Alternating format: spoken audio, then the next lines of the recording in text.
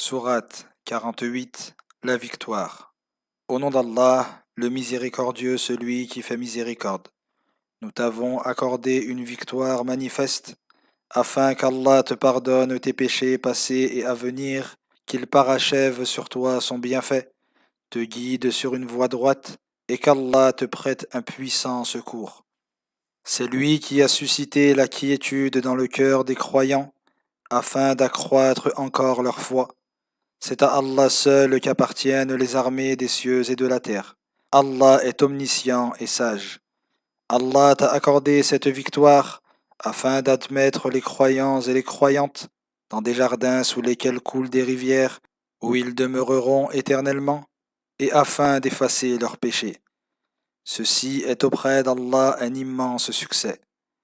Il t'a également accordé cette victoire afin de châtier les hypocrites, hommes et femmes, ainsi que les polythéistes, hommes et femmes, qui nourrissent de mauvaises pensées concernant Allah. Le mal qu'ils imaginent se retournera contre eux. Allah est en colère contre eux. Il les maudit et leur réserve la géhenne, et quelle mauvaise destination. C'est à Allah seul qu'appartiennent les armées des cieux et de la terre. Allah est puissant et sage. Nous t'avons envoyé pour témoigner, annoncer et avertir, afin que vous croyiez en Allah et en son messager, que vous l'assistiez, que vous le révériez et que vous célébriez la gloire d'Allah à l'aube et au crépuscule. Ceux qui te prêtent serment à Allah. La main d'Allah est au-dessus des leurs. Quiconque viole son serment ne le viole qu'à son propre détriment. Quiconque reste fidèle à son engagement envers Allah, il lui accordera bientôt une immense récompense. Les Bédouins qui ont fait défection diront: nos biens et nos familles nous ont retenus. Implore donc le pardon d'Allah pour nous. Ils tiennent là des propos qui ne sont pas dans leur cœur. Réponds-leur: qui peut quelque chose pour vous auprès d'Allah, s'il vous veut un mal ou s'il vous veut un bien? Allah connaît parfaitement vos agissements. Vous pensiez plutôt que le messager et les croyants ne reviendraient jamais plus à leur famille. Satan a enjolivé cela dans vos cœurs et vous avez nourri de mauvaises pensées. Allah a toujours su que vous étiez voués à la perte. Quiconque ne croit pas en Allah et en son messager est mécréant, et nous avons préparé un brasier pour les mécréants. C'est à Allah seul qu'appartient la royauté des cieux et de la terre.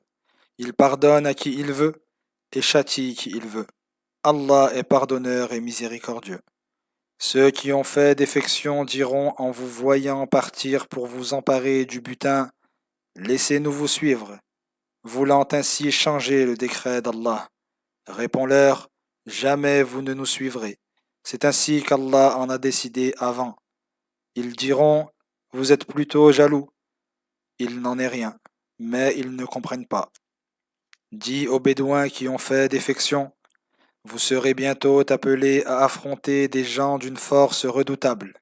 Vous les combattrez à moins qu'ils n'embrassent l'islam. Si vous obéissez, Allah vous accordera une belle récompense.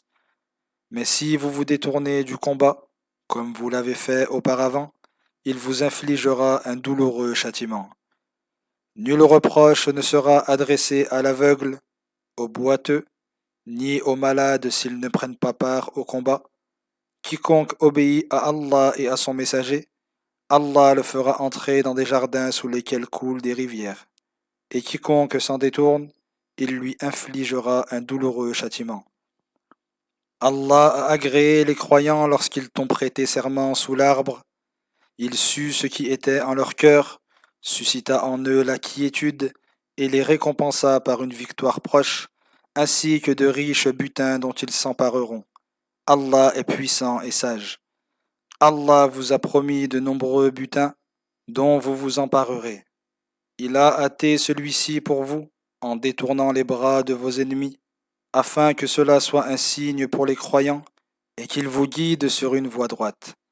Il vous promet d'autres victoires encore que vous ne pouviez remporter jusque-là, mais qu'Allah tient en sa puissance, car Allah est omnipotent.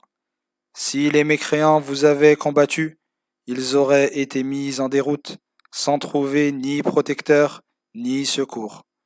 Telle est la loi d'Allah qui s'est appliquée de tout temps, et la loi d'Allah demeurera à jamais immuable. C'est lui qui a empêché leurs mains de vous atteindre, et vos mains de les atteindre dans la vallée de la Mecque, après vous avoir accordé la victoire sur eux. Allah voit parfaitement vos agissements. Ce sont eux qui ont mécru, qui vous ont barré le chemin de la mosquée sacrée, et qui ont empêché les bêtes offertes en sacrifice d'arriver au lieu d'immolation. S'il n'y avait pas eu des croyants et des croyantes que vous ne connaissez pas, et que vous risquiez de tuer, vous rendant ainsi coupable à votre insu d'un péché déshonorant, le combat vous aurait été ordonné. Mais il n'en fut rien, afin qu'Allah fasse entrer dans sa miséricorde qui il veut. Si ces croyants s'étaient distingués des mécréants, nous aurions infligé à ces derniers un douloureux châtiment. Tandis que le cœur des mécréants était animé d'un orgueil propre à l'époque de l'ignorance, Allah fit descendre sa quiétude sur son messager, ainsi que sur les croyants, et les obligea à une parole de piété, dont ils étaient les plus dignes et les adeptes. Allah est omniscient. Allah a accordé à son messager une vision véridique, qui se réalisera en toute vérité. Vous entrerez dans la mosquée sacrée, si Allah le veut, en toute sécurité, tête rasée ou cheveux coupés, sans éprouver la moindre crainte. Il sait ce que vous ne savez pas, et il vous a accordé avant votre entrée promise à la Mecque une victoire proche. C'est lui qui a envoyé son messager avec la guidée et la religion de vérité, pour la faire prévaloir sur toute autre religion, et Allah suffit en cela pour témoin. Mohammed est le messager d'Allah. Ceux qui sont avec lui sont durs envers les mécréants et miséricordieux entre eux. On les voit inclinés, prosternés, recherchant la grâce et l'agrément d'Allah. On les reconnaît aux signes distinctifs laissés sur leur visage par la prosternation. Telle est leur description dans la Torah. Alors qu'ils sont décrits dans l'Évangile comme une semence qui donne une pousse qu'elle renforce, et voilà qu'elle se raffermit et se dresse sur sa tige, suscitant l'émerveillement des semeurs. Allah fit qu'il en soit ainsi des croyants, afin de provoquer l'ire des mécréants. Allah promet à ceux d'entre eux qui croient et accomplissent des œuvres pieuses le pardon de leurs péchés et une immense récompense.